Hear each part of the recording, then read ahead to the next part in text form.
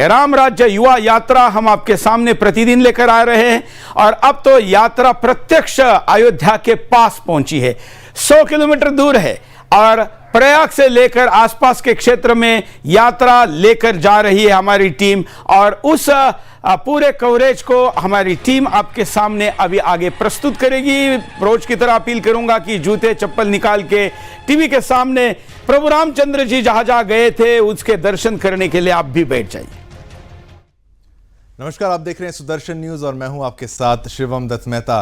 राम राज्य युवा यात्रा का जिस तरीके से जिक्र किया जा रहा था, अब उसी का वक्त हो चला है। प्रयागराज में है राम राज्य युवा यात्रा और आपको बताऊं, महत्वपूर्ण स्थलों से होकर ये यात्रा गुजर रही है। प्रभु श्री राम का आशीर्वाद निरंतर हम सुदर्शन न्यूज टीम जो है वो प्राप्त कर पा रही है और भैरव घाट में यात्रा पहुंची, वहां के बारे में आपको बताएंगे। राम राज्य युवा यात्रा तीर्थराज प्रयागराज की आध्यात्मिक गाथा, और वहां बताएंगे कैसे युवा पत्रकार प्रदोष चौहान के जी व राम अवतार शर्मा जी की वार्ता वहां पर हुई, उसका जिक्र किया जाएगा। फिर आपको बताएंगे कि प्रयागराज के अक्षय वट में राम राज्य युवा यात्रा सृष्टि के आरंभ से अब तक विद्यमान है अक्षय वट, उसके जिक्र किया जाएगा, उसके बारे में विस्तृत रिपोर्ट आपको दिखाई जाएगी। उसके बाद तीर्थराज प्रयागराज में राम राज्य युवा यात्रा कहां कहां और महत्वपूर्ण स्थानों में गई, प्रयागराज की संगम आरती के पावन दर्शन वो आपको कराएंगे। साथ ही साथ और भी महत्वपूर्ण लक्ष्य, जी हां, माता सीता की पावन तीर्थ स्थली सीता समाहित, उसके भी आपको दर्शन कराएंगे। तो तैयार हो जाइए, अकेले मत देखिएगा, परिवार के साथ देखिएगा। उसके बाद आपको हम दिखाएंगे प्रतापगढ़ में जब यात्रा पहुंची तो कैसे भव्य स्वागत हुआ और श्री राम के जयकारों के साथ, उद्घोष के साथ यात्रा का स्वागत हुआ। चरण पादुकाओं के दर्शन के लिए श्रद्धालु कैसे उमड़ पड़े, ये सभी दर्शन हम आपको अभी कराने वाले हैं। शुरुआत करते हैं अपने इस कार्यक्रम की राम राज्य युवा यात्रा की। रामचंद्र की जय, श्यावर रामचंद्र की जय, श्यावर रामचंद्र की जय, गंगा मैया की जय, गंगा मैया की जय, राम वनगमन धाम की जय, राम वनगमन धाम की जय।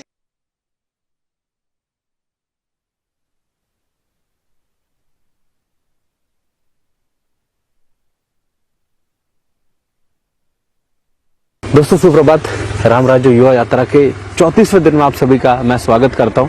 आज हमने हमारे दिन की शुरुआत प्रयागराज से करी थी।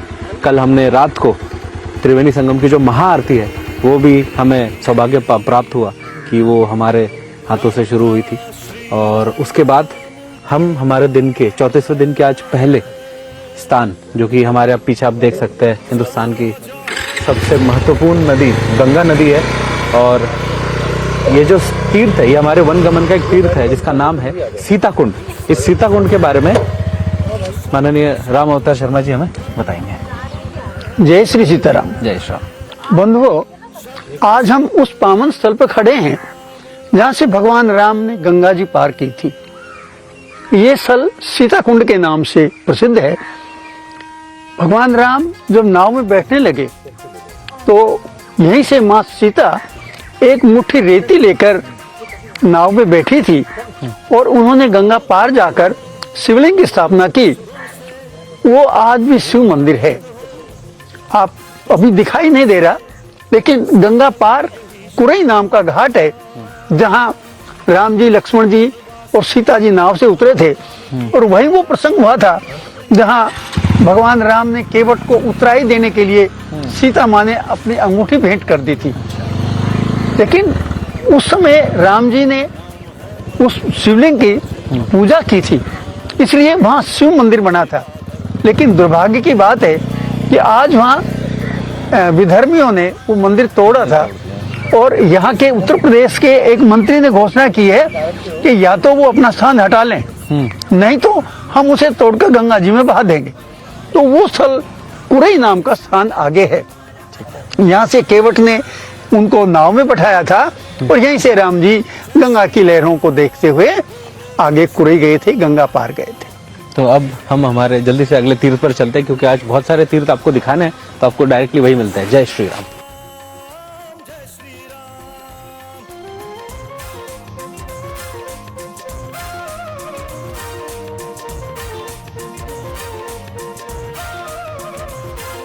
वनवासी श्री राम के प्यारे सीने से लिपटाते थे, वनवासी श्री राम के राम राज्य युवा यात्रा जब प्रयागराज पहुंची तो प्रभु श्री राम की पावन चरण पादुकाओं को लेकर अक्षयवट मंदिर पहुंचे।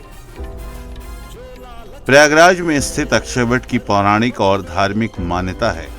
कहा जाता है कि इसके दर्शन मात्र से मानव को अक्षय पुण्य की प्राप्ति होती है। अक्षयवट सृष्टि के विकास और प्रलय का साक्षी रहा है। नाम से ही जाहिर है कि इसका कभी नाश नहीं होता। ये वृक्ष सृष्टि के आरंभ से अब तक विद्यमान है। सतयुग से लेकर कलयुग तक हरा भरा है। एक मान्यता और भी है कि बाल रूप में श्री कृष्ण इसी वट वृक्ष पर विराजमान हुए थे। बाल मुकुंद रूप धारण करके श्री हरि भी इसके पत्ते पर शयन करते हैं। पद्म पुराण में अक्षयवट को तीर्थराज प्रयाग का छत्र कहा गया है। त्रेता युग में जब प्रभु श्री राम वनवासी जीवन बिता रहे थे तब उन्होंने अक्षयवट के नीचे विश्राम किया था। सीता ने अक्षयवट को आशीर्वाद दिया था कि संगम स्नान करने के बाद जो कोई अक्षयवट का पूजन और दर्शन करेगा उसी को संगम स्नान का फल मिलेगा, अन्यथा संगम स्नान निरर्थक हो जाएगा। नमस्कार। इस वक्त हम हमारे दूसरे तीर्थ, ऐसा कहा जाता है कि इस दूसरे तीर्थ पर अगर आप नहीं आए तो जो पहला तीर्थ था यानी प्रयागराज के संगम में अगर आप डुबकी लगाते हैं, स्नान करते हैं, तो आपको उसके फ़ायदे नहीं मिलेंगे अगर आप इस अक्षयवट जो हमारा दूसरा तीर्थ है दिन का, यहाँ पर नहीं आएंगे। क्योंकि ऐसा कहा जाता है कि ये चार जो हमारे युग हैं उन चारों युग से ये पेड़ ऐसा ही है, ये कभी ख़त्म नहीं हो सकता, ऐसी इसकी मान्यता है।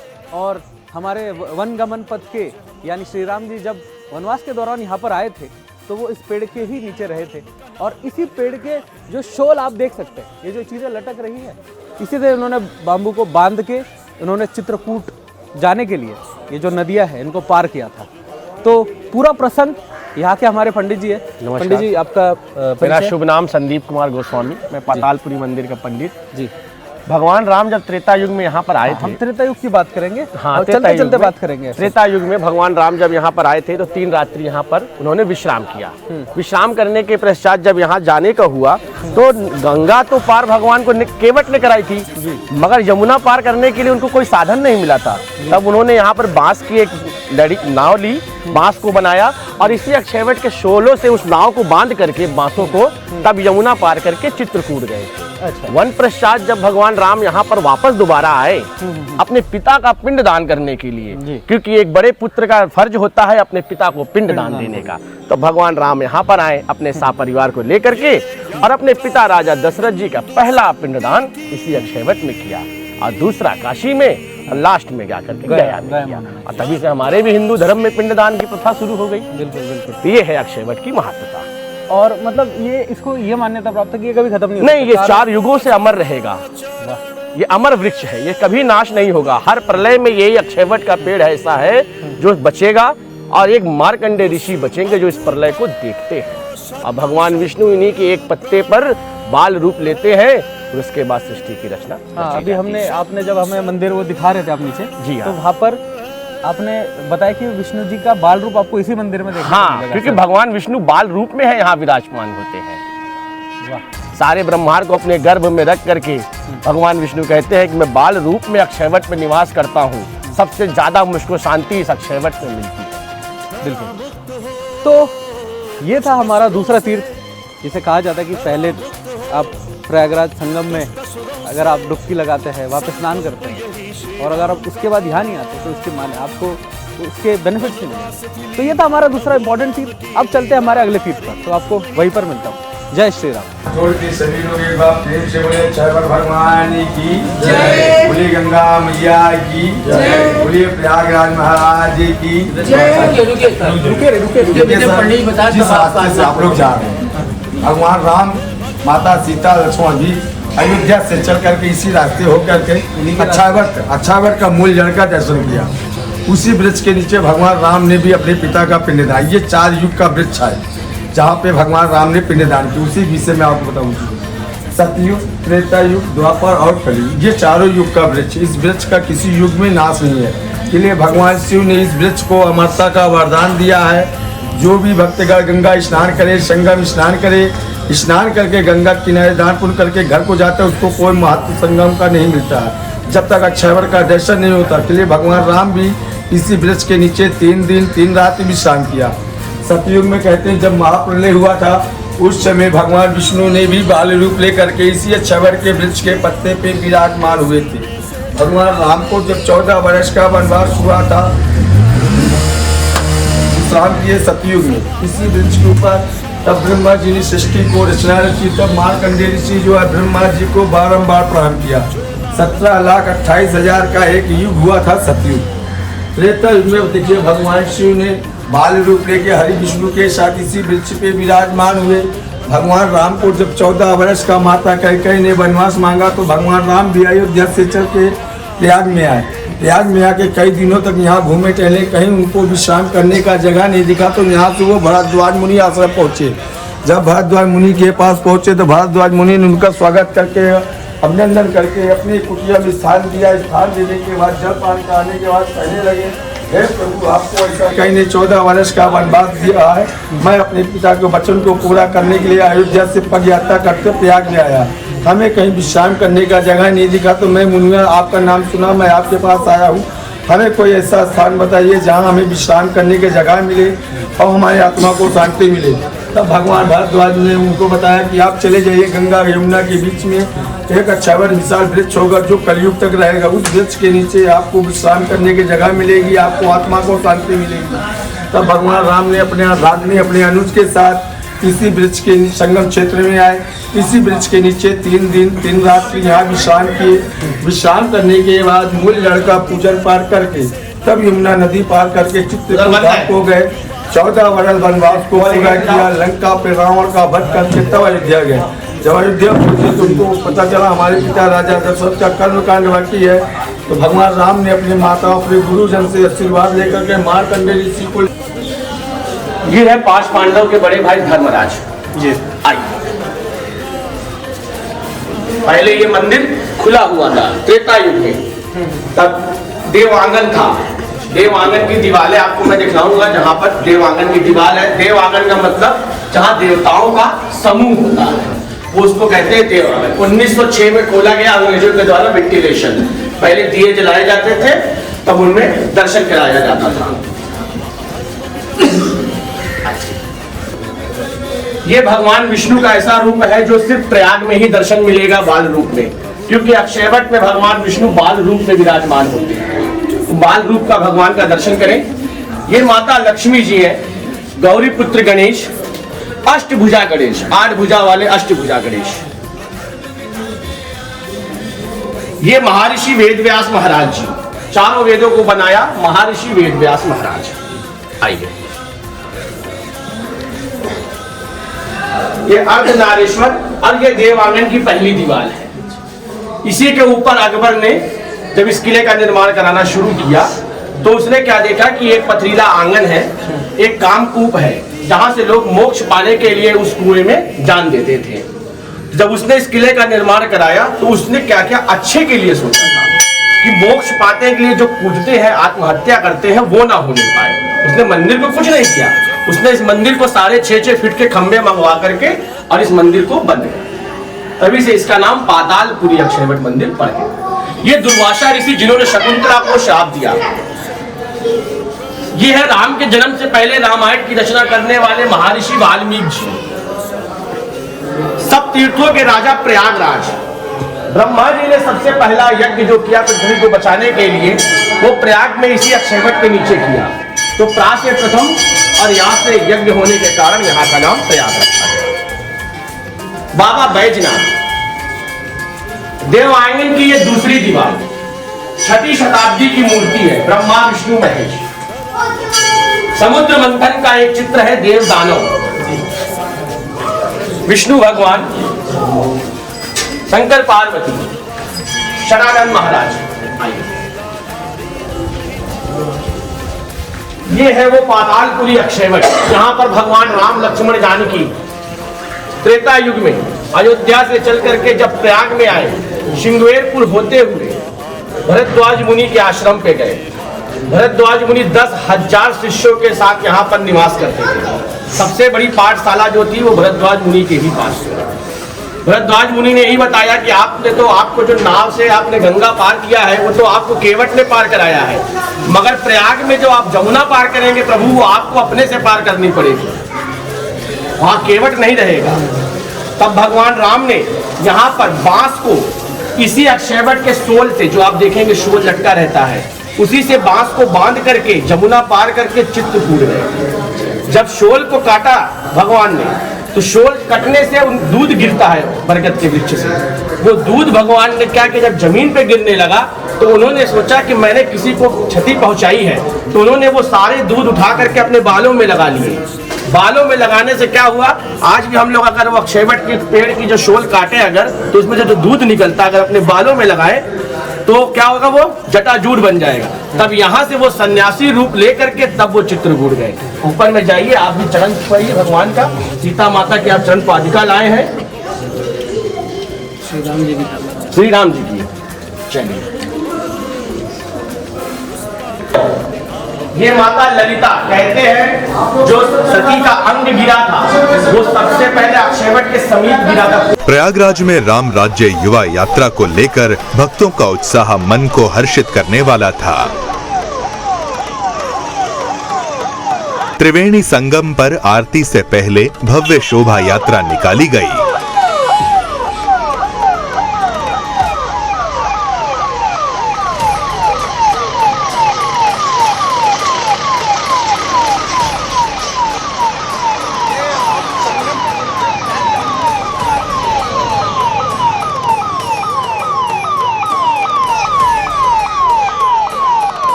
संगम आरती के दौरान प्रभु श्री राम और माता जानकी की चरण पादुकाओं का पूर्ण विधि विधान से पूजन किया गया।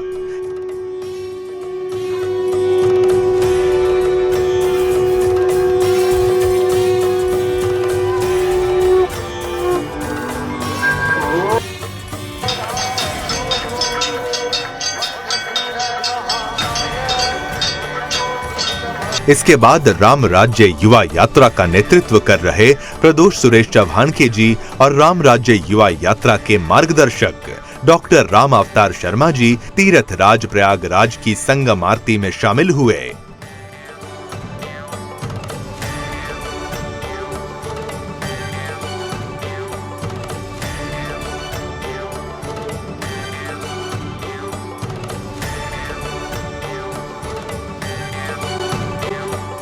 मंत्रोच्चार के बीच जब संगम आरती का शुभारंभ हुआ तो ऐसा लगा जैसे सभी 33 कोटि देवी देवता धरा पर उतर आए हों। मंत्रों का उच्चारण, घंटियों की आवाज, श्रद्धालुओं द्वारा किया जा रहा जय घोष मन को मोहने वाला था।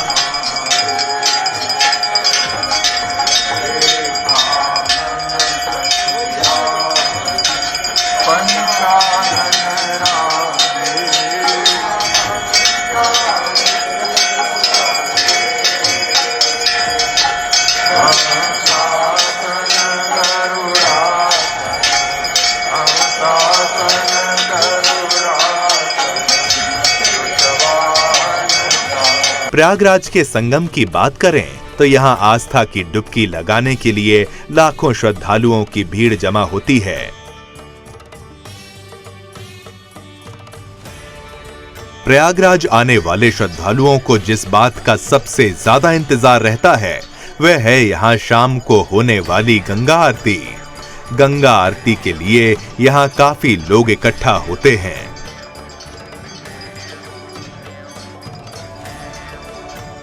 साधु संतों के अलावा आम लोग, माननीय लोग आरती में प्रतिभाग करते हैं। पारंपरिक वेशभूषा में जब संगम आरती होती है तो वह दृश्य देखते ही बनता है। शाम को आरती के लिए विशेष प्रकाश की व्यवस्था होती है जिससे संगम का तट रोशनी से नहा जाता है। आरती से पहले कई वैदिक मंत्रोच्चारण के जरिए स्थल का शुद्धिकरण होता है। कहा जाता है कि शास्त्रीय रूप से ब्रह्मा जी ने पवित्र गंगा, यमुना और सरस्वती के संगम पर दशाश्वमेघ घाट पर अश्वमेघ यज्ञ किया था। इसके बाद ही ब्रह्मा जी ने सृष्टि का सृजन किया था।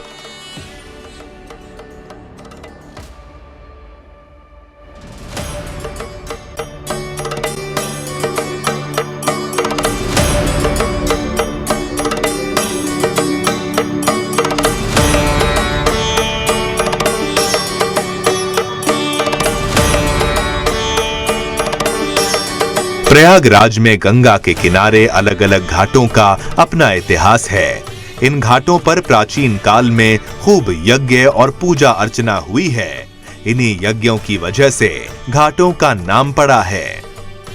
दारागंज में ब्रह्मा जी के यज्ञ करने के कारण एक घाट का नाम दशाश्वमेध नाम पड़ा है। दारागंज में ब्रह्मा जी के यज्ञ करने के कारण एक घाट का नाम दशाश्वमेध नाम पड़ा है। इसी घाट पर युधिष्ठिर ने अपने पूर्वजों की मुक्ति के लिए 10 यज्ञ किए थे। 10 यज्ञ होने की वजह से इसका नाम दशाश्वमेध पड़ा है। इसी घाट से थोड़ी दूर राम घाट है। यहाँ पर प्रभु राम के पूर्वजों ने अग्निहोत्र किया था। यहाँ महाराज इला ने राज किया था। वे भगवान राम के पूर्वज थे। महाराज इला की संतान व चंद्रवंशीय राजा पुरुरवा और गंधर्व मिलकर इसी घाट के किनारे अग्निहोत्र किया करते थे। भगवान राम से जुड़ा होने की वजह से इस घाट का नाम राम घाट पड़ गया। राम घाट के आगे त्रिवेणी घाट है।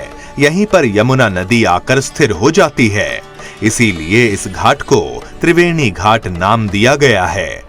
ये भी माना जाता रहा है कि इस घाट पर गंगा, यमुना और अदृश्य सरस्वती मिलती हैं।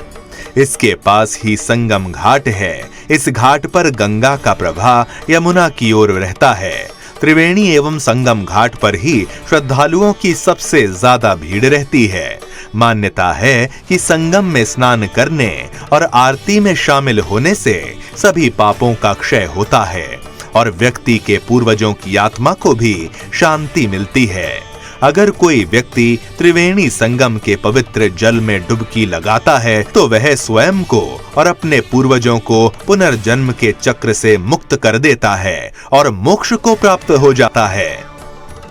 यही कारण है कि संगम में अनगिनत श्रद्धालु डुबकी लगाने के लिए आते हैं और यहाँ की आरती में शामिल होते हैं।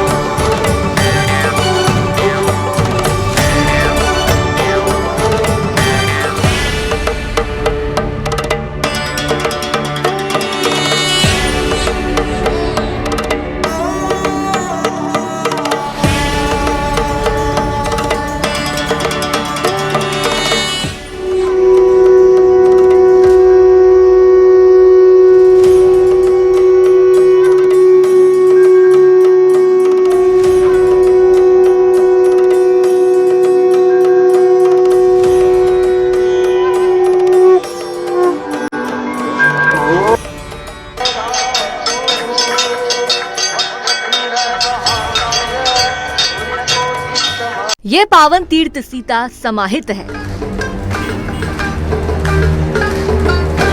प्रभु श्री राम की पत्नी माता जानकी को समर्पित सीता समाहित यूपी के भदोही जिले में स्थित है।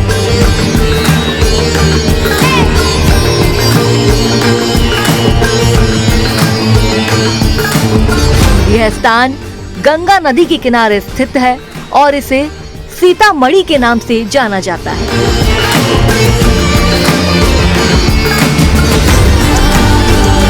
पौराणिक मान्यता है कि गंगा के किनारे स्थित सीता समाहित स्थल पर ही अपने दूसरे वनवास के कठिन दिन माता सीता जी ने यहीं काटे थे। यही महर्षि वाल्मीकि के आश्रम में उन्होंने लवकुश को जन्म दिया। यही वह जगह है जहां प्रभु श्री राम के पुत्रों ने भगवान राम द्वारा अश्वमेध यज्ञ के लिए छोड़े गए घोड़े को पकड़ लिया था। यहीं पर लवकुश ने भगवान राम की चतुरंगिणी सेना, जिसमें लक्ष्मण, भरत, शत्रुघ्न, नल, नील आदि प्रतापी योद्धा थे, उन सभी को परास्त कर दिया था। अंत में भगवान राम ने महाबली हनुमान को घोड़े का पता लगाने के लिए भेजा था, तो लवकुश ने हनुमान जी को भी बंदी बना लिया था।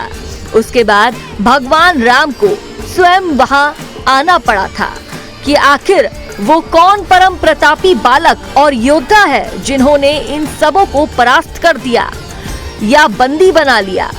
इसके बाद प्रभु श्री राम को पता चला कि लव कुश कोई और नहीं बल्कि उनके अपने पुत्र हैं। बाद में इसी स्थल पर माता सीता ने जमीन में समाधि ले ली थी। यहाँ पर सीता समाहित स्थल, जहाँ पर सीता जी समाहित हुई थी, वो जगह ये है। यहाँ रोज के 5 से 10,000 आदमी रोज का दर्शन करने के लिए आता है और लोगों की आस्थाएं जुड़ी हुई हैं और लोग दीपक जला करके अपनी इच्छित मनोकामना पूर्ति हेतु भी दीपक जलाते हैं और उससे उनकी मनोकामनाएं पूर्ति होती है। लोग आते हैं और बड़ी आस्था के साथ आते हैं और धीरे धीरे इतनी ज़्यादा लोगों का आना वो हो गया है। और दूसरा, एक यहाँ मेला लगता है, लव कुश जन्मोत्सव, जो कि जुलाई में पड़ता है। और लव कुश का जन्म जब हुआ था तो उस टाइम यहाँ से थोड़ा सा आगे जाके वाल्मीकि आश्रम है। वाल्मीकि जी की, जहाँ पर सीता जी को लक्ष्मण जी द्वारा छोड़ा गया था और लव कुश का जन्म हुआ था, उस जगह पर साल में एक बार बहुत बड़ा मेला लगता है, जो इस क्षेत्र का बहुत बड़ा मेला माना जाता है। और लोग जो भी हमारे यहाँ आते हैं तो हमारे यहाँ धर्मशालाएँ भी हैं और बिना लहसुन प्याज का हमारे यहाँ शुद्ध शाकाहारी भोजन मिलता है। और हमारे यहाँ रहने की भी उचित व्यवस्था है। जिस हिसाब का आदमी आता है, डॉर्मेट्रियाँ भी हैं, धर्मशालाएँ भी हैं और लगभग हम यात्री को सारी सुविधाएं देते हैं। माता सीता के समाहित होने के बाद उस स्थान पर एक मंदिर का निर्माण किया गया। यह मंदिर आज भी मौजूद है और यह एक प्रसिद्ध तीर्थ स्थल है। सीतामढ़ी मंदिर में एक विशाल हनुमान जी की मूर्ति है जो 110 फीट ऊंची है। यह मूर्ति विश्व की सबसे बड़ी हनुमान जी की मूर्तियों में से एक है। सीतामढ़ी मंदिर में हर साल लाखों श्रद्धालु माता सीता के दर्शन करने आते हैं।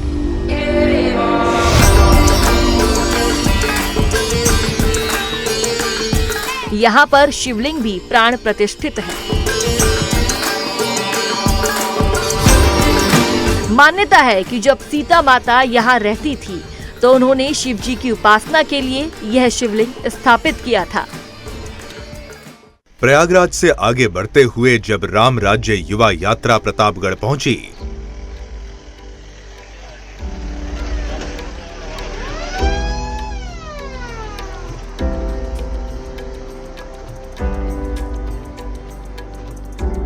तो यात्रा का जोरदार स्वागत हुआ।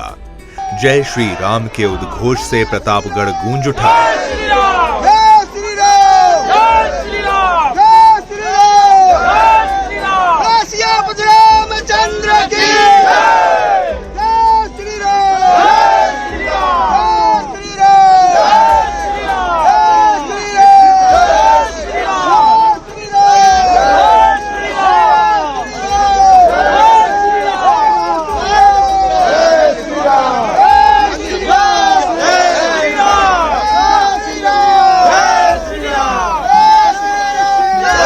प्रभु श्री राम और जगत जननी माता जानकी की पावन चरण पादुकाओं के दर्शन के लिए हिंदुओं का जनसागर उमड़ पड़ा।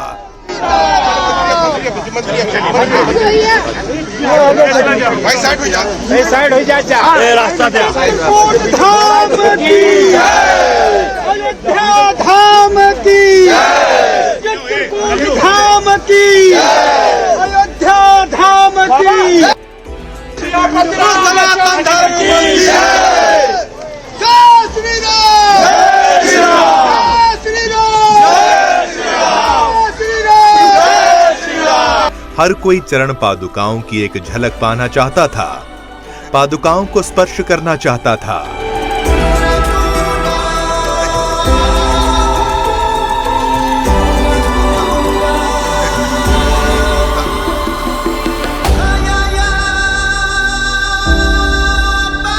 उनको प्रणाम करना चाहता था।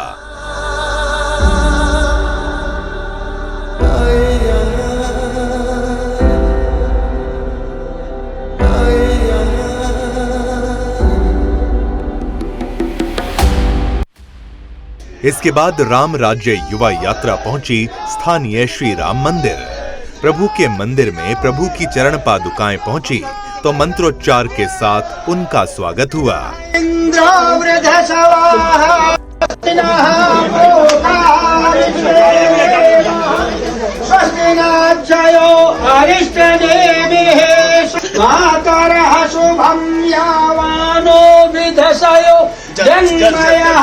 अग्निर्जीवा मनवः शूराक्षसो विश्वेनो देवा अवसागमिन्नः भद्रं कर्णेभिः विष्णुयाम देवा भद्रं यज्ञराजरस्तनूनामः पुत्रास्त्रो यक्ष पितरो सन्ति मानो मध्यारे रेखतः योगं मंदिर के पुजारियों ने वैदिक मंत्रों के साथ पादुका पूजन किया।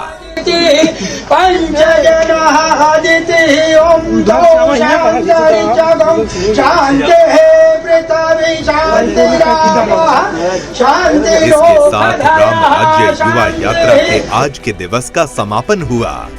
जय श्री राम।